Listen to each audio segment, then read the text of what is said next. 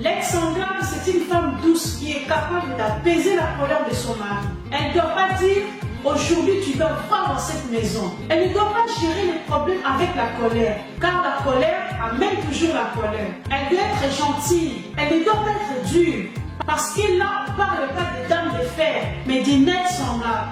Elle doit développer une intimité avec son mari au point de devenir l'amie à son mari. Elle doit rester soumise. Elle ne doit pas se rébeller contre son mari. Elle doit être compatissante et sensible aux besoins de son mari. Elle doit traiter son mari comme un chef. C'est une femme qui a la maîtrise de soi. On ne peut pas être constitué une aide de l'homme en étant une femme dure.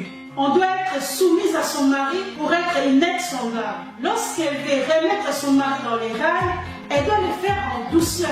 Une bonne aide semblable doit être humble, pas orgueilleuse. Bonjour tout le monde, c'est Francine, j'espère que vous allez bien. Alors aujourd'hui, je vais terminer les thèmes de ma vidéo précédente. Il n'est pas bon que l'homme soit seul, je lui ferai une aide semblable à lui.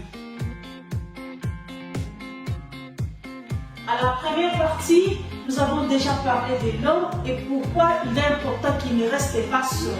Et maintenant, en deuxième partie, je vais vous expliquer quelle aide une femme peut porter chez un homme. En réalité, qu'est-ce qu'une aide semblable veut dire? En fait, pour être une aide semblable, tu dois venir de l'homme. Lorsque Dieu a dit, je lui ferai une aide semblable à lui, c'est-à-dire comme lui.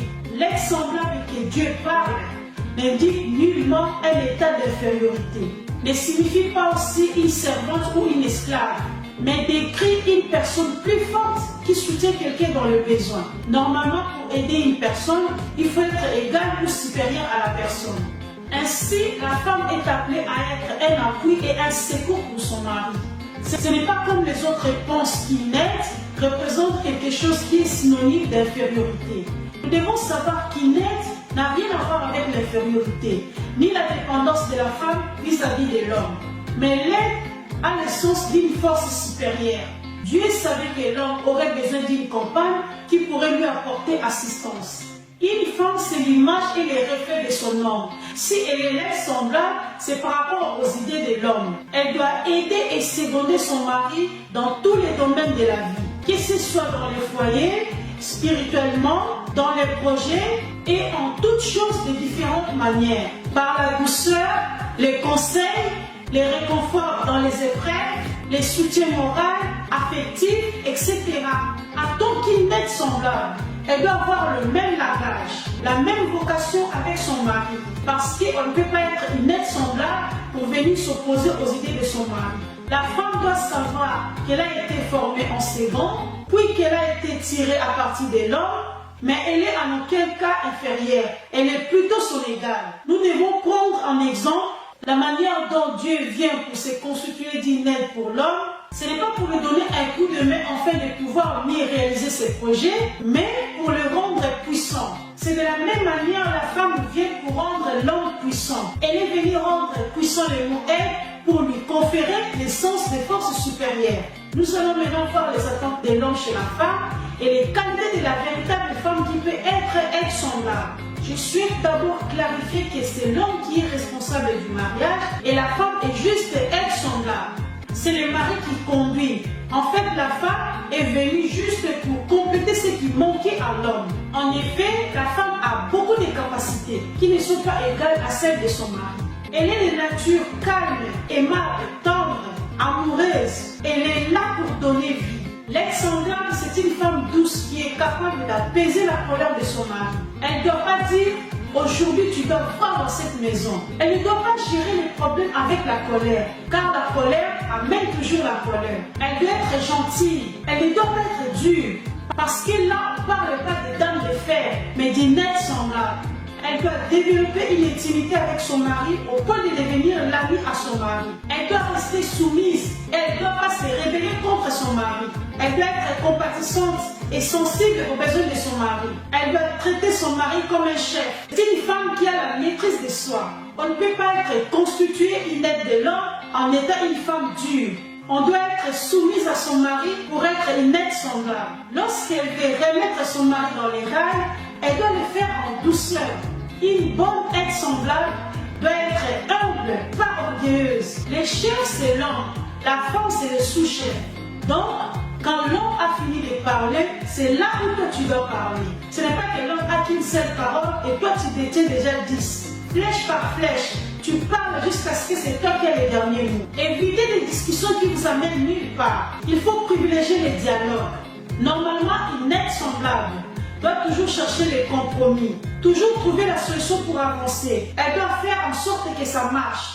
L'aide semblable est là pour tout. Elle prépare bien pour son mari. Lorsqu'elle fait à manger, elle réserve la meilleure partie pour son mari. Elle doit se battre pour son foyer. Elle doit s'occuper et prendre soin de la tenue vestimentaire de son mari. Elle doit faire en sorte que la chambre et les lits soient bien propres. Elle doit s'occuper de son mari avant et après son boulot. Elle doit s'intéresser à la famille de son mari, savoir les nouvelles de sa famille et si possible, organiser des jours pour aller rendre visite aux deux familles. Elle ne prend pas d'initiative sans informer son mari. Une aide semblable doit être discrète. Elle doit pouvoir garder les secrets de son mari et garder aussi ses secrets. Une femme est une référence, une motivatrice. Elle est un bonheur que l'homme doit trouver. Elle est sa lumière. La Bible dit, tu peux être millionnaire, mais tu trouveras le bonheur seulement si tu trouves une femme. L'aide semblable, c'est une femme forte. Elle doit impacter la vie de son mari. Elle doit être une travailleuse. Elle a toujours comme devise de refuser la facilité tout en restant féminine. Elle vit. Elle n'est pas ennuyante, gentille. Elle est souriante. Elle est l'aide qui vient contribuer à la réalisation de quelque chose. Elle est l'aide qui vient pousser le projet à sa réalisation. Au départ, l'homme a un projet, une mission à accomplir. Et l'aide vient contribuer à la réalisation. Elle vient pour pousser le projet vers son but. Elle doit être son associé, sa collègue, sa femme, sa meilleure amie, avec tous les droits et privilèges qui vont avec. Elle est une force supérieure, susceptible pour compenser les faiblesses de l'homme et dans différentes manières. Il est très difficile que l'homme réussisse dans sa vie sans la participation de la femme. Exemple, lorsque j'aurais besoin de soulever un meuble, j'aurais besoin d'une aide ou d'un être plus fort que moi, ou de la même force égale à la mienne pour m'aider. Donc, être une aide, ce n'est pas quelque chose de négatif. Lorsqu'une personne a besoin de l'aide, ça veut dire que cette personne n'arrive pas seule. Et nous devons savoir que cette capacité d'être aide est donnée aux femmes. Par conséquent, c'est une grâce à être une aide semblable. Dieu a créé la femme pour rendre l'homme puissant et combler les manques de l'homme. Je pense que les hommes doivent remercier Dieu d'avoir pensé à eux. En fait, nous ne pouvons pas juger la vérité. La femme a une force incalculable. Dieu a mis beaucoup d'informations chez la femme. C'est pour ça, dans le jardin en Éden, le diable est venu directement chez la femme, car le diable n'attaque jamais les faibles. Mais malgré que la femme a désobéi à Dieu, Dieu l'avait punie. Mais chose étonnante, Jésus est venu quand même par la femme. C'était la femme qui a donné naissance à Jésus. C'est les femmes qui ont soutenu le ministère de Jésus. C'est encore la femme qui a envoyé Jésus pour la mort. Les femmes étaient au pied de Jésus. Les femmes ont été les premières à avoir Jésus à sa résurrection. Les femmes ont été encore les premières à annoncer la résurrection de Jésus. Quand tu médites sur toutes ces choses, tu dois regarder la femme autrement. Dieu a mis le reste de ce que l'homme devait avoir chez la femme. Une femme ne doit pas sous-estimer sa valeur. Il est important que chaque femme comprenne son utilité et son rôle d'aide pour l'homme, afin d'être pleinement épanouie. Adam était un homme heureux, mais séparé de tout. L'homme ne peut se suffire à lui-même. C'est ainsi qu'Adam avait pris conscience de ses limites. Aucun bonheur ne peut être donné à l'homme sans l'aide semblable. Et sans la femme, l'homme ne peut pas aller loin. Car la femme possède une influence exceptionnelle non négligeable. Elle a une certaine capacité que l'on ne trouve jamais chez un homme. C'est pour cela que les hommes qui ne respectent pas leurs femmes doivent être maudits. Voilà, c'est la fin de la vidéo. N'hésitez pas à vous abonner, de liker et de me laisser un petit commentaire. C'était le conseil d'une grande dame. Ciao!